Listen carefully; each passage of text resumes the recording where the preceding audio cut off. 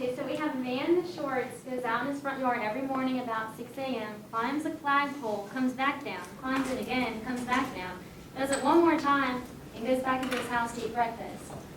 So we think that if it's normal, then it's either something that has to do with like a religious purpose or exercise. Okay, or so maybe there's some obsessive compulsiveness, that he Yeah. has to do this ritual behavior each day in order to feel relief. Right. Yep. Plus, I noticed that it was in threes, and isn't threes a common view?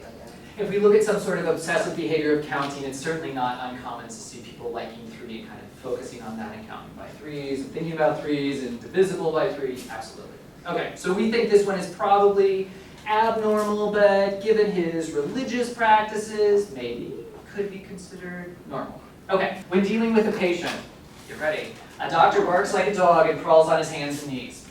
Abnormal and normal.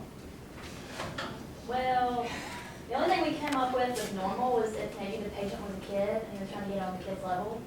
And abnormal, we said like the diathesis stress thing, maybe the patient like said something and triggered something and he just kind of broke down. Oh, okay, so tell me about the diathesis stress model, just because you used a vocabulary word, we have to go back and talk about this. Maybe So, like in his childhood, he had something with a dog and it's whatever the patient said triggered it and it just brought that back. so early sort of trauma, and then you add this stress of what the client is saying, and poof, you get some sort of abnormal behavior. All right, kind of cool. But the normal one is he has a little kid, and so he's trying to get on the kid's level. Yeah. Okay, under what other situations might we see this as normal or abnormal? Yes.